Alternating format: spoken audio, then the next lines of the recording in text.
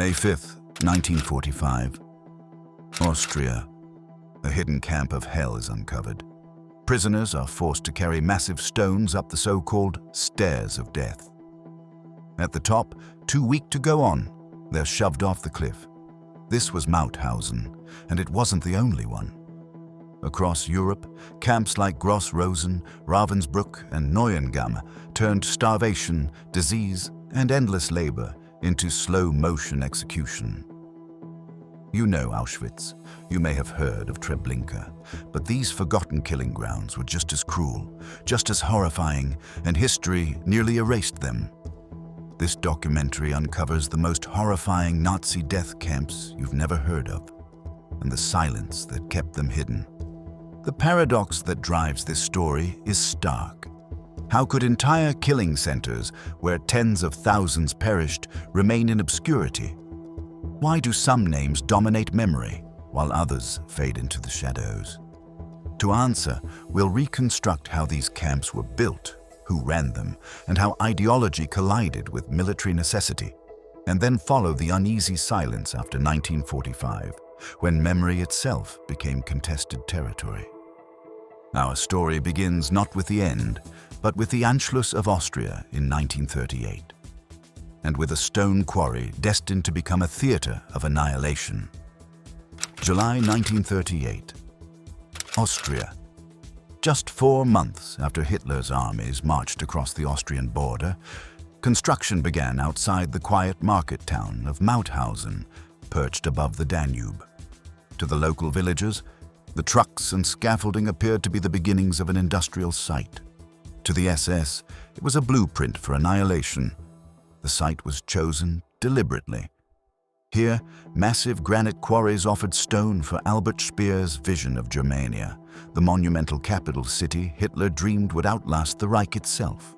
Prisoners would supply the labor. If they perished, the system called it efficiency. From the start, Mauthausen was classified as Stufe 3, the harshest SS camp category. In chilling bureaucratic shorthand, it meant Rückkehr unerwünscht, and return not desired. Dachau was Grade 1, Buchenwald Grade 2. Mauthausen alone stood at Grade 3, not a place of re-education, but of calculated destruction. The camp's design reflected this purpose. Encircled by thick granite walls and towers, it bore a resemblance to a medieval fortress.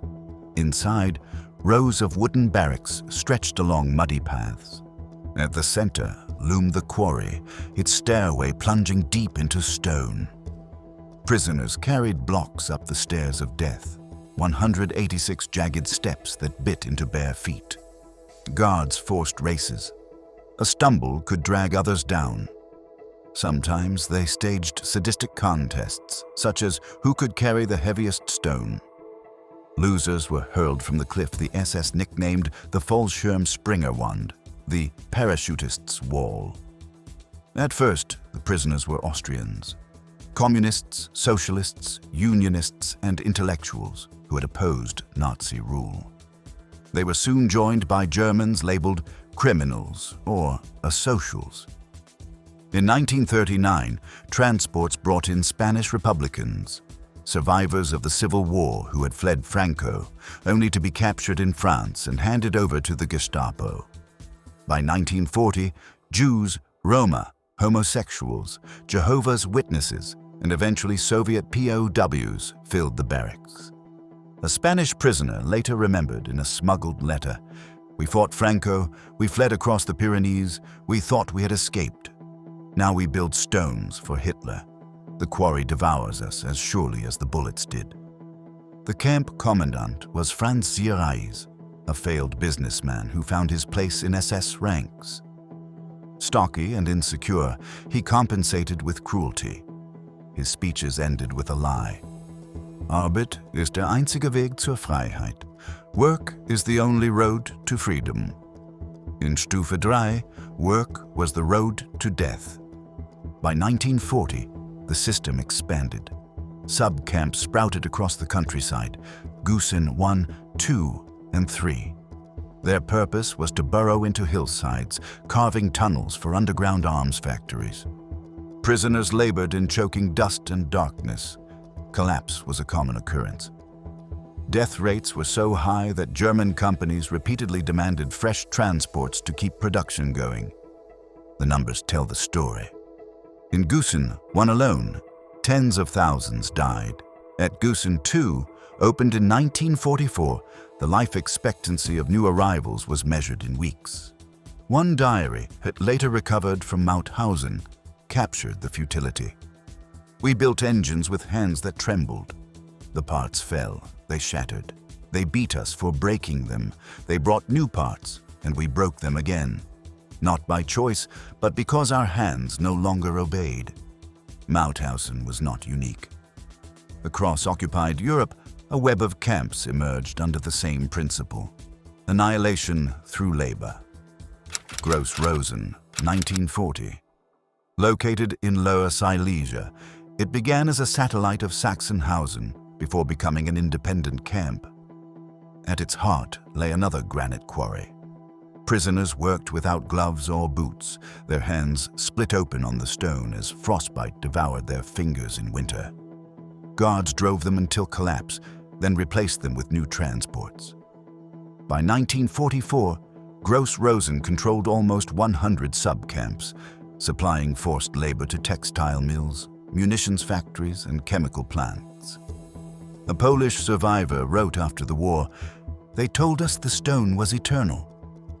We were not. The stone outlasted us all." Ravensbrück, 1939. The only major camp built specifically for women. Located 90 kilometers north of Berlin, it expanded from a single complex to a vast system that housed more than 130,000 women during the war. Prisoners included Polish resistors, French partisans, Jews deported after the Warsaw Ghetto Uprising, and even children. They worked in tailoring halls, producing uniforms and parachutes for the Wehrmacht. Some were subjected to medical experiments, deliberate infections, bone transplants, drug trials. Others were sterilized. In early 1945, as numbers surged beyond capacity, the SS installed a gas chamber near the crematorium. Neuengamme, 1938. Near Hamburg, it exploited clay pits for brick production. Himmler dreamed of using its bricks to rebuild Hamburg as a model Nazi city. Later, Neuengamme expanded into over 80 subcamps, forcing prisoners to construct U-boat pens, V-2 rocket parts, and armaments. By war's end, more than 40,000 had died there. Each of these camps was deadly in its own way, but they were also deliberately less visible than Auschwitz. No single site carried the same symbolic weight. Instead, they formed a network of death hidden in plain sight, tied to local economies and industries. The paradox was evident. Hitler dreamed of an empire and Speer of monumental cities, yet their labor force was devoured faster than it could produce. Messerschmitt engineers complained bitterly that starved workers could not assemble reliable aircraft. Siemens petitioned for better rations to keep production steady. The SS ignored them. Ideology, the desire to destroy subhuman enemies, trumped logic. Meanwhile, the outside world heard fragments. In 1941, the Polish underground reported that Mauthausen was a Vernichtungslager, a camp of destruction. In 1942, Swedish diplomats received testimony of Ravensbrück's experiments, but Allied officials often dismissed these reports as exaggerated or unconfirmed. The SS, for its part, believed secrecy would shield them. Himmler declared in 1940, "The world need never know what happens here." But secrecy could not contain the scale.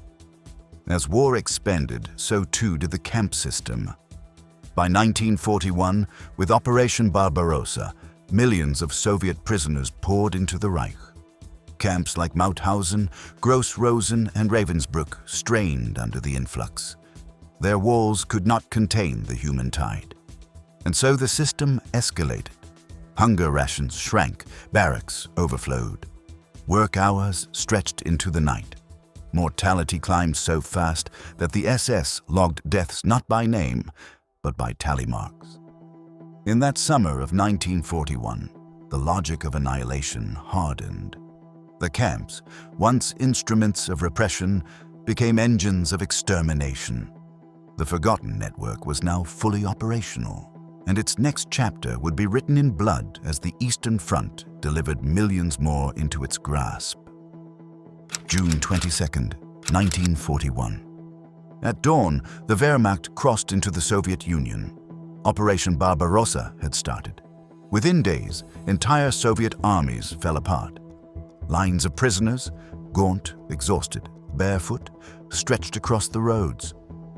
By the end of 1941, over 3 million Red Army soldiers were in German hands. But to Hitler, these men were not soldiers. They were subhuman. They did not deserve the protections of the Geneva Convention. They were, in the words of Generalfeldmarschall Wilhelm Keitel, Bolshevist beasts. The question then arose, what to do with them? For the Nazi leadership, the answer was clear. They would be used and destroyed in the camps. Mauthausen, autumn 1941. Transports arrived almost daily. Trains packed with Soviet prisoners rolled into the station. Survivors remembered stepping down into a different world, a fortress of granite, a quarry yawning below, guards barking in a language many did not understand. The newcomers were shoved into barracks already overflowing. Straw mattresses meant for one were shared by 5. Hunger gnawed immediately. The standard ration, a few hundred grams of bread, thin soup, and ersatz coffee. For men accustomed to front-line rations, starvation came quickly. Within weeks, thousands were dead. Some collapsed on the quarry steps. Others froze during roll call, forced to stand for hours in thin uniforms, snow soaking their feet. One Soviet prisoner, who later escaped, recalled, "We thought captivity meant survival." But the camp was worse than the battlefield. At least on the front, a man could die with a weapon in hand. Gross-Rosen, winter 1941. Here, the influx was even more catastrophic. The quarry became a graveyard. Guards forced Soviet POWs to hack stone with their bare hands. Temperatures plunged below zero. Most had no coats, no gloves, no shoes. An SS report in December 1941 stated with bureaucratic detachment, of 10,000 Russians received, fewer than 2,000 remained capable of work. That phrase, capable of work, became the only measure of life. The rest were discarded, shot at the edge of the quarry and left to die of exposure. Prisoners gave Gross-Rosen a reputation across occupied Poland. To be sent there was considered a death sentence. Ravensbrück, 1941. Though it was a women's camp, the flood reached here too. Soviet women captured in partisan warfare, Polish resistance fighters, and Jewish women from deported families swelled the barracks. Their tasks were different: sewing uniforms, weaving textiles, producing parachutes. But the logic was identical: extermination by work. A survivor later recalled, "We sat at the sewing machines until our fingers bled. They told us to sew faster or be replaced. Replaced meant the gas chamber, though at first we did not believe such a place existed. The overcrowding was instant. The camp was built for 2,000 people, but by 1942, it held over 10,000. Hygiene broke down. Typhus and dysentery spread rapidly through the blocks. The SS reframed these horrors as economic rationality. Oswald Pohl, head of the SS Main Economic Office, circulated a directive. It is better to let them work themselves to death than to maintain them unproductive. This policy, annihilation through labor, became official doctrine. It applied not only to Jews, but to Soviet POWs, Poles, Roma, Spaniards, and countless others. Companies partnered eagerly. Siemens demanded female laborers from Ravensbrück. Messerschmitt expanded underground tunnels at Mauthausen. Krupp requested prisoners from Gross-Rosen for use in its armaments factories. But the contradiction persisted. The companies wanted productivity, the SS wanted extermination. The result was a revolving door. Prisoners worked until they collapsed, then were replaced by new transports. A Czech prisoner at Gross-Rosen remembered, "The machines stood still because the men could no longer lift their arms." Then new men came, and the cycle began again. Daily life during this time was characterized by extreme cruelty. At Mauthausen, Soviet POWs were forced to play games. Guards lined them up at the edge of the quarry and shouted, "Parachutists, jump!" Men were shoved over the cliff, their bodies shattering on the rocks below. At Ravensbrück, women were subjected to experiments. Surgeons deliberately infected wounds with bacteria to test sulfur drugs. Others drilled into bones to simulate battlefield injuries. Survivors later called themselves the Kaninchen, the rabbits. At Gross-Rosen, guards staged punishments by making prisoners carry boulders in circles until they collapsed. Those who fell were beaten or shot. These acts were not exceptions, they were daily routines. By 1942, mortality had become so extreme that outside observers began to take notice. Reports reached Sweden describing experiments at Ravensbrück. The Polish underground smuggled information about Mauthausen's quarry steps. In Switzerland, rumors circulated that Soviet POWs were being systematically starved. Yet Allied officials often dismissed such accounts. The British Foreign Office noted in late 1942, "The reports are difficult to confirm and appear exaggerated." The paradox was complete. The Nazis believed secrecy to be absolute. The Allies believed the truth incredible. Between these misjudgments, hundreds of thousands vanished. The flood of prisoners also changed the psychology of the camps. At first, survival seemed tied to work. Prisoners believed that by meeting quotas, they might live another day.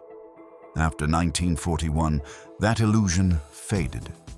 One Soviet survivor of Mauthausen wrote in his memoir, "We no longer dreamed of freedom, we dreamed of bread. Work did not mean life. Work meant one day less before death." Even solidarity became fragile. Spaniards at Mauthausen shared food and whispered songs of Madrid. Poles at Gross-Rosen formed secret committees. Women at Ravensbrück exchanged letters hidden in laundry. But the flood of new arrivals, starving and diseased, overwhelmed these fragile networks. By late 1942, mortality across the camps soared. In Mauthausen alone, more than 30,000 had perished. Gross-Rosen recorded similar numbers. Ravensbrück's death toll rose with every transport.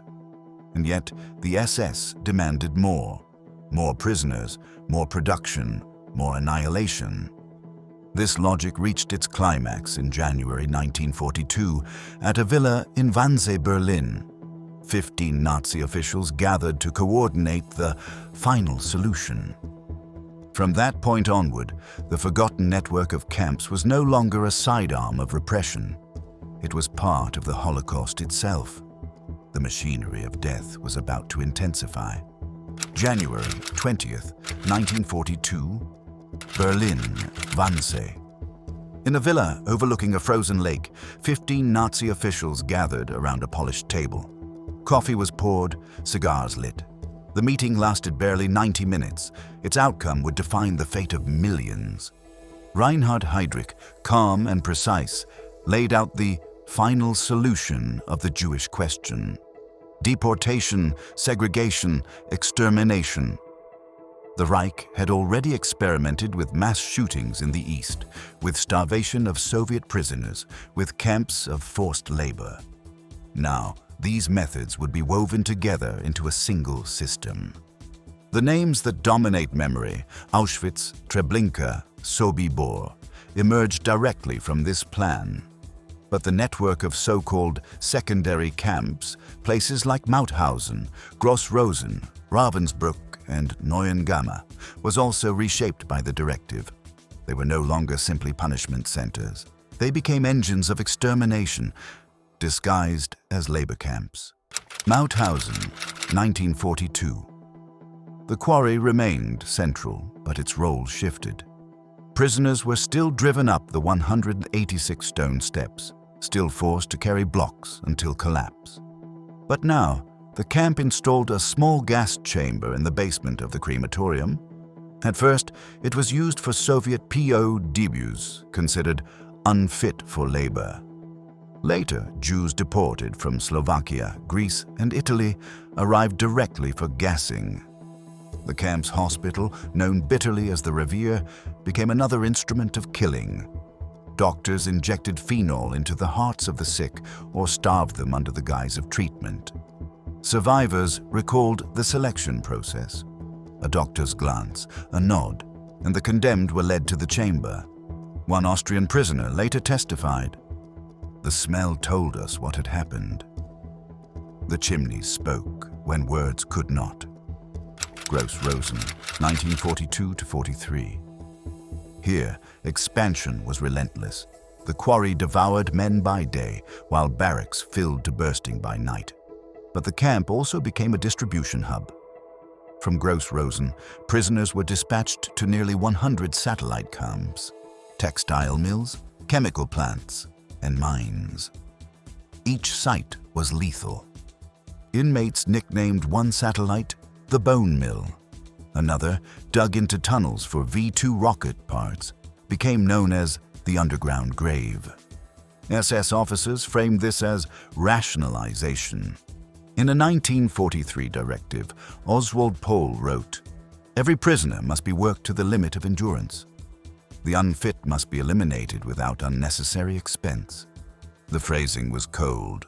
The reality was mass death. Ravensbrück, 1942–1944.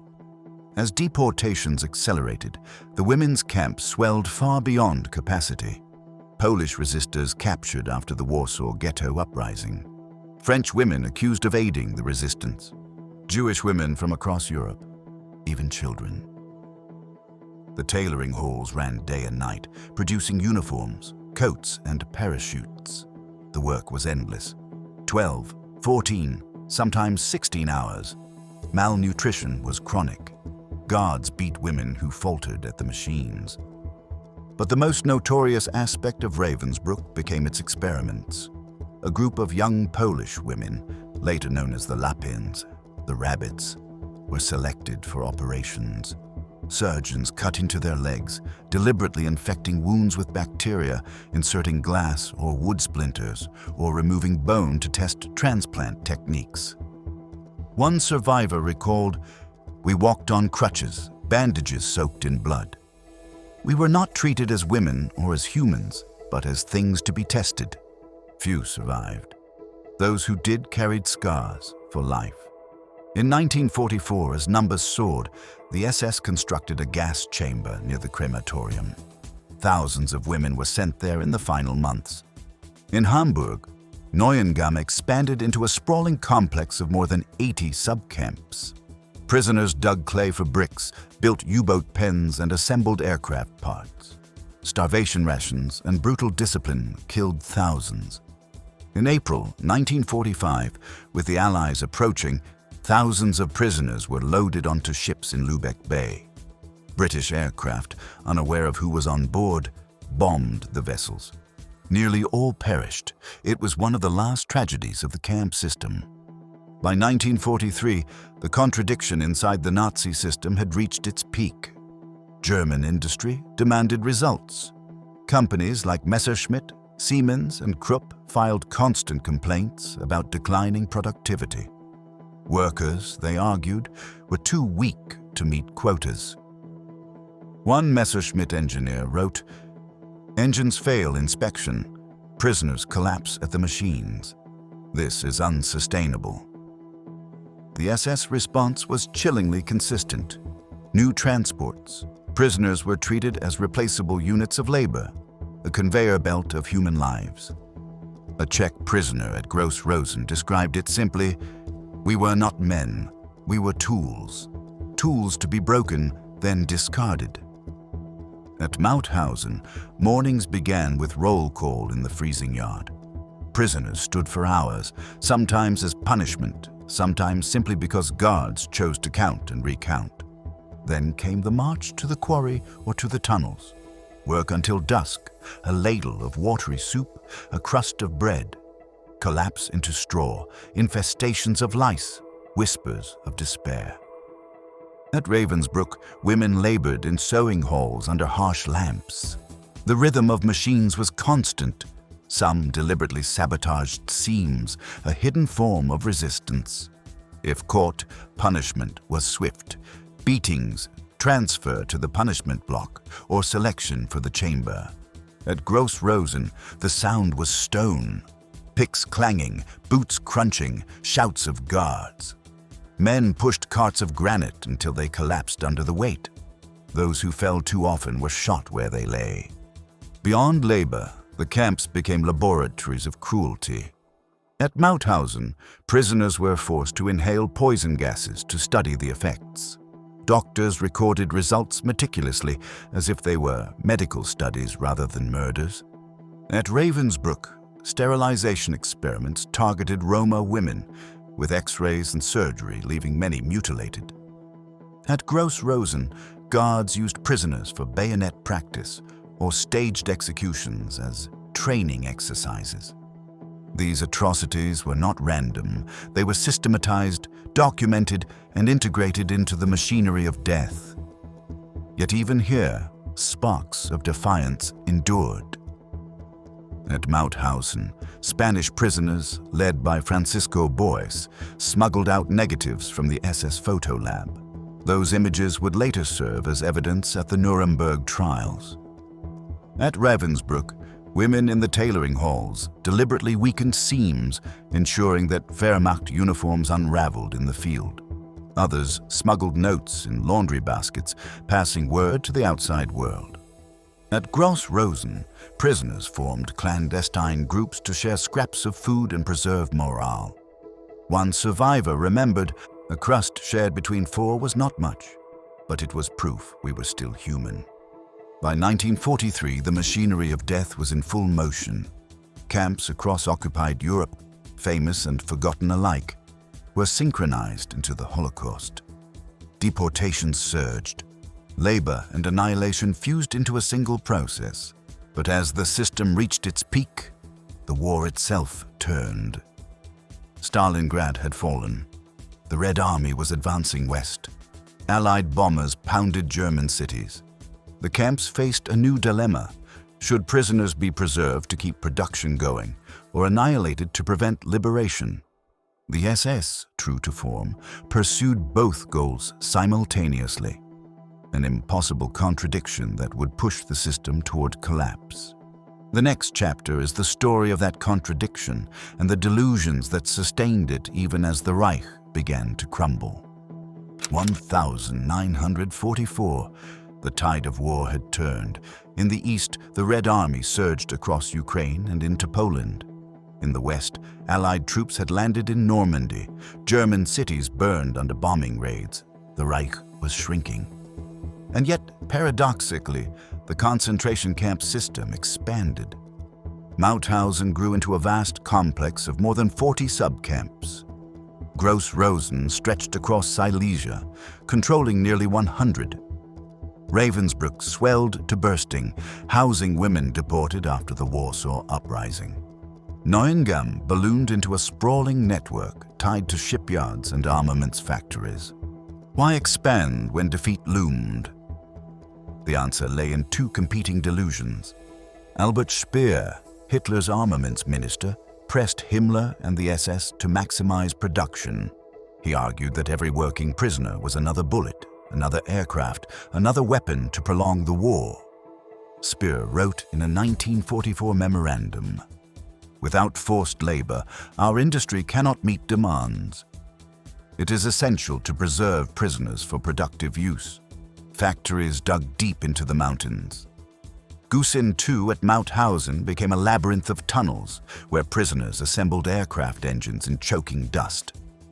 At Gross-Rosen, textile mills churned out uniforms under guards' supervision. Ravensbrück's sewing halls operated around the clock. Women bent over machines until their fingers split. The demand was endless. Quotas rose even as food rations shrank. At the same time, Himmler pursued the opposite policy: liquidation. He ordered mass killings, convinced that the eradication of Jews, Roma, and political enemies would secure the Reich's racial purity, even in defeat. At Ravensbrück, a gas chamber was constructed in early 1944. Thousands of women, Jews, Poles, resistors, were sent there when deemed unfit for work. At Mauthausen, the gas chamber ran alongside the quarry steps, supplementing annihilation through labor with direct extermination. Gross-Rosen likewise expanded its killing capacity as deportations from Hungary brought tens of thousands of Jews into its orbit. The contradiction was stark: preserve labor or destroy it. In practice, the SS chose both. Prisoners lived with the consequences of these conflicting orders. They were forced into impossible quotas, then punished when the collapse made quotas unattainable. A Czech prisoner at Gross-Rosen recalled, "We built engines we were too weak to lift. We dropped parts, and they beat us. They screamed for more output while starving the men who made it." At Ravensbrück, women remembered fainting at their sewing machines. Guards poured water over them, slapped their faces, and ordered them back to work. Those who could not continue were sent to the gas chamber. At Mauthausen, prisoners in the tunnels inhaled stone dust so thick that breathing became agony. Many collapsed, lungs filling with fluid. Still, guards shouted for more production. The industry complained constantly. Siemens begged for healthier workers. Messerschmitt warned that sabotage and errors were rising, but the SS clung to its annihilation policy. New transports always arrived to replace the dead. Amid this madness, acts of resistance multiplied. At Mauthausen, Spanish prisoners organized secret committees. They smuggled food, shared information, and sabotaged production. Engines were filed too thin, seams left weak. One prisoner later testified, "We could not fight with rifles. But we fought with our hands, with every broken part we left behind." At Ravensbrück, women devised methods of defiance. They sabotaged uniforms, sewed messages into clothing, and smuggled letters through laundry sent outside the camp. In the medical block, Polish rabbits who had survived experiments refused to remain silent, documenting their wounds and testifying to each other. Even small acts carried meaning: sharing bread, teaching songs, whispering prayers. These gestures sustained humanity in a system designed to erase it. Inside the Nazi leadership, the contradictions deepened. Speer continued to demand efficiency. Himmler wavered between extermination and bargaining. He began secret feelers to Western powers, imagining that camps full of prisoners could be used as diplomatic leverage. In February 1945, Joseph Goebbels noted in his diary, "The camps remain orderly. The enemy will not uncover the full picture." His words reveal the final delusion: that the crimes could be hidden, that secrecy and destruction would prevent accountability. For those inside the barbed wire, rumors of Allied advances brought a fragile hope. Some whispered of liberation, others dismissed it as fantasy. One Mauthausen survivor remembered, "We thought freedom was a fairy tale, but we told it anyway. To believe in it was to stay alive one more night." At Ravensbrück, women sang quietly in Polish and French, songs of resistance that guards did not always understand. At Gross-Rosen, prisoners carved initials into quarry walls, tiny inscriptions of existence. Even in despair, they resisted annihilation with memory, with words, with the simple act of surviving another day. By late 1944, the Reich was cornered. The Red Army pushed into Poland. The Allies crossed the Rhine. Camps near the front were evacuated, their prisoners sent west on death marches. But Mauthausen, Gross-Rosen, Ravensbrück, and Neuengamme still functioned. Their chimneys still smoked, their quarries still echoed, their sewing halls still clattered. The competing delusions, labor as salvation, annihilation as necessity, pulled the system in opposite directions. In truth, both paths led only to collapse. The next chapter would reveal the breaking point, the liquidation of camps, the chaos of death marches, and the final desperate weeks before liberation. January 1945. Snow blanketed the Polish landscape as the Red Army entered Auschwitz. Soviet soldiers found warehouses crammed with shoes, piles of human hair, ovens still warm. The images went around the world, but Auschwitz wasn't the only camp. Farther west, the complexes of Mauthausen, Gross-Rosen, Ravensbrück, and Neuengamme were still operating. For them, the word liberation still felt distant. Germany's defeat was inevitable. Cities lay in ruins, and the front was collapsing. And yet, the camps lived through their deadliest weeks. With enemy armies closing in, Himmler sent out deliberately vague directives. Evacuate the prisoners, destroy the evidence. In practice, that meant death marches. The SS began emptying the camps in the east and moving prisoners into the heart of the Reich. Overcrowded trains inched forward, halted again and again by Allied bombing. Many died before they ever arrived. From Gross-Rosen, some 40,000 men were driven into columns that trudged for days through the snow, without food or water. Those who fell were executed at the roadside. A survivor later wrote, "The road was littered with bodies. Every step was a burial." From Ravensbrück, thousands of women were forced to march toward northern Germany. Some received bread from farmers who defied the SS. Others were turned away with fear or indifference. In Austria, Mauthausen became a final destination of last resort. Transports arrived from other evacuated camps: Auschwitz, Gross-Rosen, and Sachsenhausen. The complex, already overcrowded, overflowed. Barracks built for 300 men held more than 1,000. Hunger became absolute. The sick lay on the floor, crawling with lice, with no medicine. The latrines overflowed, spreading typhus. Commandant Franz Seereis kept issuing orders, but discipline was falling apart. Some guards deserted. Others grew even more brutal, beating prisoners out of frustration at the looming defeat. In April 1945, a transport of Hungarian Jews was sent straight to the gas chamber. Despite the military collapse, the killing went on. By early April, the women's camp held more than 40,000 prisoners, many newly arrived from evacuations. Starvation was so extreme that some women ate grass and tree bark. The gas chamber ran almost daily. A guard later recalled in court, "The orders were clear: reduce the population before the enemy arrived." On April 30th, the SS abandoned the camp. When the Red Army entered on May 2nd, they found thousands of women still alive, standing among the dead. In February 1945, the SS evacuated the main camp. The quarries fell silent, but the marches claimed thousands of lives. Many prisoners were sent to Dachau and Buchenwald, only to face new marches weeks later. The camp stood empty when the Soviets arrived in May. The records showed more than 40,000 dead. Between January and May 1945, hundreds of thousands of prisoners were driven into the interior of the Reich. Some survived thanks to villagers who secretly tossed them bread. Others were shot en masse along the roadsides. A German witness wrote in his diary, "An endless column of shadows went by. Their eyes were sunken, their feet bled.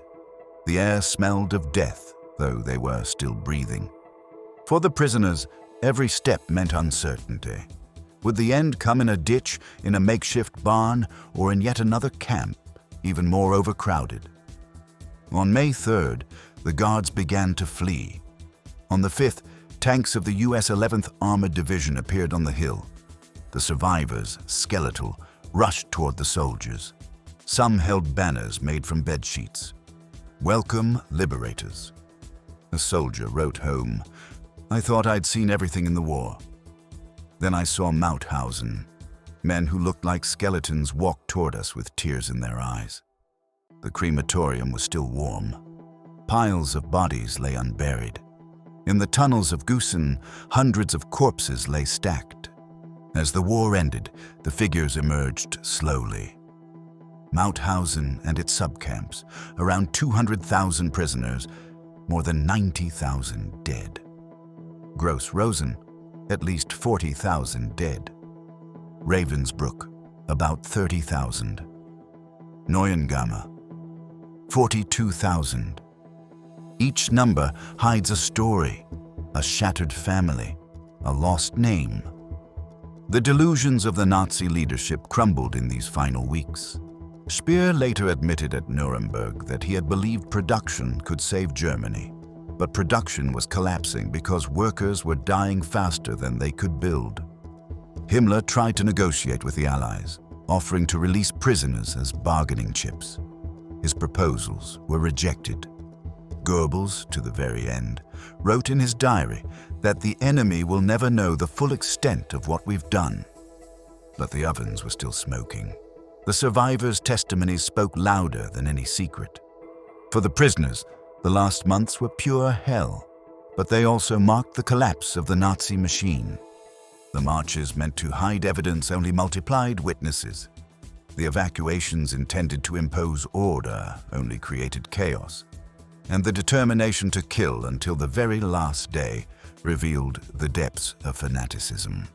By the time Allied tanks rolled through the gates of Mauthausen, Ravensbrück and Neuengamme, the system was already broken. What they found wasn't discipline, but ruins. Not an empire, but graveyards. The next chapter won't dwell on the horror itself, but on what came next. Liberation, silence, and the uneven memory of these forgotten camps. May 1945. The war in Europe was over. The guns fell silent, but in the camps, the quiet that followed liberation didn't mean forgetting. It was a complicated silence, disbelief, trauma, politics. When Allied soldiers entered Mauthausen, Ravensbrück, Gross-Rosen, and Neuengamme, the reaction was always the same. Shock. An American soldier wrote after seeing Mauthausen, "There isn't a word in English that can describe what I saw. Not even hell is enough." The Soviets who reached Ravensbrück on May 2nd found thousands of emaciated women standing among corpses. In Neuengamme, the British discovered barracks filled with unburied bodies. In Gross-Rosen, the Soviets found empty quarries, burned documents, and the skeletons of men who hadn't survived the marches. The first orders were improvised: distribute bread, milk, and chocolate. However, many prisoners were unable to digest regular food. Dozens died trying to eat all at once after years of starvation. Army doctors set up field hospitals, but the scale overwhelmed any plan. Tens of thousands were sick with typhus, dysentery, and tuberculosis. Survivors tried to speak, but many soldiers couldn't grasp it. Some thought the prisoners were exaggerating. Others refused to listen, unable to take in the magnitude. A woman freed from Ravensbrück later wrote, "We wanted to tell it, but words felt useless. How do you explain the smell, the looks, the absence?" Even so, documents began to be gathered. The Spaniards at Mauthausen handed over the photographs they had hidden. Secret diaries and drawings surfaced in the barracks. This evidence would be decisive at the Nuremberg trials. In 1946, the Allies tried the top Nazi leaders at Nuremberg. There, much was said about Auschwitz, Dachau, and Buchenwald. Mauthausen appeared in some proceedings. Gross-Rosen, Ravensbrück, and Neuengamme, much less. Specific trials on Mauthausen were held at Dachau. Commandant Franz Zierreis himself was captured and died soon afterward in U.S. custody. guards and doctors were convicted, some sentenced to death. At Ravensbrück, a British trial in Hamburg convicted several guards, including women of the SS. It was one of the few proceedings that exposed the female role in the machinery of terror. But not everyone was punished. Many guards from smaller subcamps returned to civilian life without consequences. The sheer vastness of the system made it challenging to pursue every perpetrator. After the war, not all camps were remembered equally. Auschwitz, Dachau, and Treblinka became instant symbols, but Mauthausen, Gross-Rosen, and Ravensbrück remained in the shadows. The reasons were several. Geography. Auschwitz was in Poland, the scene of the largest Jewish deportations. Dachau and Buchenwald were in Germany, close to areas occupied by the US and widely filmed. Mauthausen and Gross-Rosen, located farther east, ultimately fell under Soviet control, and their stories circulated less widely in the West. Narrative. Auschwitz, with its industrial gas chambers, offered a clear image of planned extermination. The camps of the work-to-death policy were more complicated to explain. Death didn't always come in chambers, but as hunger, cold, and exhaustion. The Spanish prisoners of Mauthausen returned to a Spain under Franco, where their testimony was silenced. The women of Ravensbrück took decades to be recognized, partly due to gender bias in historiography. Soviet survivors liberated from Gross-Rosen were often treated with suspicion in the USSR, accused of collaboration simply for having survived captivity. Many survivors stayed quiet for years. The trauma ran too deep and the world was too indifferent. A woman from Ravensbrück said in a 1960s interview, "When I came home, they told me to stop talking about it." That life had to go on, but I could still smell the gas chamber in my dreams. Some never managed to tell their stories. Others wrote their memoirs decades later when the political climate changed. In the 1970s and 80s, prisoner associations pushed commemorations. Mauthausen's site opened in 1949, its museum in 1975. Polish historians studied Gross-Rosen from the 1970s. Its quarry is now a museum. In Poland, local historians began studying Gross-Rosen in the 1970s. The site, in ruins, was slowly restored. Today, the silent quarry is a museum and a place of remembrance. Ravensbrück remained under East German control until 1989. A socialist memorial was erected there, focused on anti-fascist resistance. After German reunification, the narrative widened to include all victims, including Jewish women and those subjected to medical experiments. Neuengamme came even later. It didn't become a memorial until the 2000s. The result is a paradox. The deadliest camps after Auschwitz remained the least known. The neglect wasn't due to lesser horror, but to politics, to the difficulty of narrating death by labor, and to the tendency of collective memory to cling to a few symbols. A Spanish survivor of Mauthausen put it this way: "If we only remember Auschwitz, we die a second time. Because there was extermination here too, hell here too." When the ovens went cold and the barbed wire rusted, one central question remained: how do we remember? The 20th century chose specific names, Auschwitz, Dachau, Treblinka, as emblems of the Holocaust, and they are, without question. But the camps we've traced in this account, Mauthausen, Gross-Rosen, Ravensbrück, Neuengamme, were not secondary. They were essential parts of the Nazi machine. Their later invisibility reveals something uncomfortable.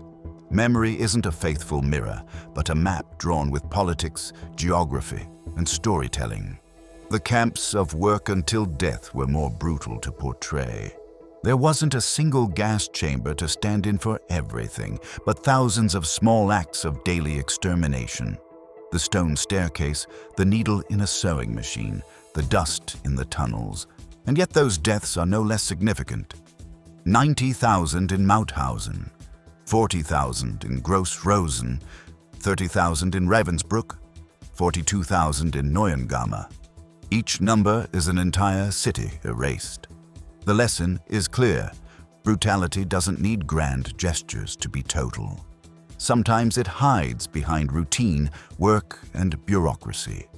The Nazis confused ideology with strategy, extermination with efficiency.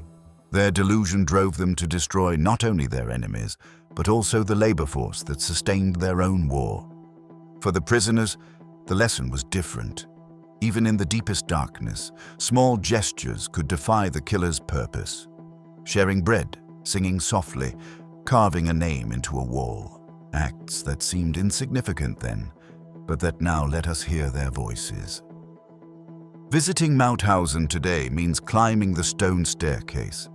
Every step recalls those who carried granite blocks until they collapsed. In Ravensbrück, the restored barracks show sewing machines that produced uniforms, but also hid messages of resistance. In Gross-Rosen, the silence of the quarry speaks louder than any document. One survivor summed up the duty of memory like this: "They wanted us to disappear. They failed. Every time someone says our name, we beat oblivion." The title of this story says it all. The most horrific Nazi camps you've never heard of. The fact that we don't remember them as vividly as Auschwitz doesn't diminish the horror that took place there. On the contrary, it forces us to widen our memory, to include every place where humanity was tested and destroyed. Remembering isn't passive, it's a form of resistance, because what was possible once can be tried again if silence and forgetfulness are allowed to spread. In the end, the hardest lesson is this: absolute evil can thrive in routine, in indifference, in bureaucracy, and only memory, kept rigorously and without compromise, can keep those routines from returning. The story of Mauthausen, Gross-Rosen, Ravensbrück, and Neuengamme isn't a footnote. It's a whole chapter. A chapter that must be told out loud, because every forgotten name is a defeat for memory, and every memory recovered is a victory over silence. If this story moved you, challenged you, or helped you see the Second World War differently, it would be an honor to have you join our growing community. Subscribing isn't just a click. It's a way to support more powerful stories, more forgotten voices, and more truth from the past. So if you believe these stories matter, hit that subscribe button and let's keep building this journey together. And don't forget to leave a comment. We read everyone and love hearing your thoughts. Until next time, keep exploring history with Epic War. Keep asking questions. Keep seeking the truth